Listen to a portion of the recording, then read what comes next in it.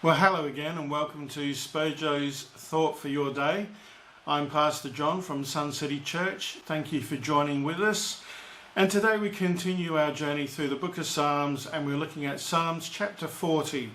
My thought for your week is this: He has given me a new song to sing. One of the hardest things to do in life is to simply wait, to be patient. And in this psalm, David describes a time in his life when he has to simply be patient. We don't know how long he had to wait before the Lord answered, but we do know that it was some time, and he was waiting for God's response. And he describes the emotions and the feelings that he's going through as he's waiting. But in the psalm, eventually the answer comes, and when God responds, his life is transformed. And I want to focus just on the first 3 verses of Psalm chapter 40. They read, "I waited patiently for the Lord to help me, and he turned to me and heard my cry. He lifted me out of the pit of despair, out of the mud and the mire. He set my feet on solid ground and steadied me as I walked along. He has given me a new song to sing, a hymn of praise to our God. Many will see that what he has done and be amazed, and they will put their trust in the Lord.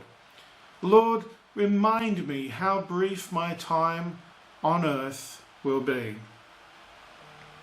So in this psalm, he is lifted up out of his despair, and he's lifted up out of the mud and the mire that he describes, to a place where he's able to sing a new song. He's filled with joy. And here is the encouragement from the Lord, that when you find yourself stuck in the mud, when you feel held fast by that sort of sucking despair that keeps you down and oppressed, when your cries seem to fall on deaf ears and your prayers seem to receive no immediate answer, don't give up.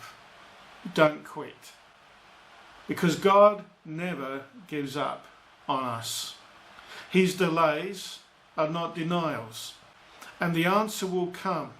Sometimes it comes in unexpected ways, but he will respond, and he will lift you up, and that place which was you were mired in despair, that mud as it were, well, he will pull you up out of that, and he'll place your feet upon the solid ground, and he'll put a new song in your heart.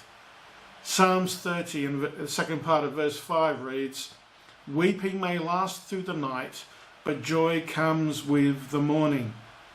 I've had to live through my own moments of darkness when it was all that I could do to stand and with patience and struggle my way through. Yet I can tell you that God has been faithful, that he responded to my prayers, that he has on numerous occasions lifted me up. There have been times when I could not sing, yet God has come to my aid and he has put a new song in my heart, and he will do the same for you.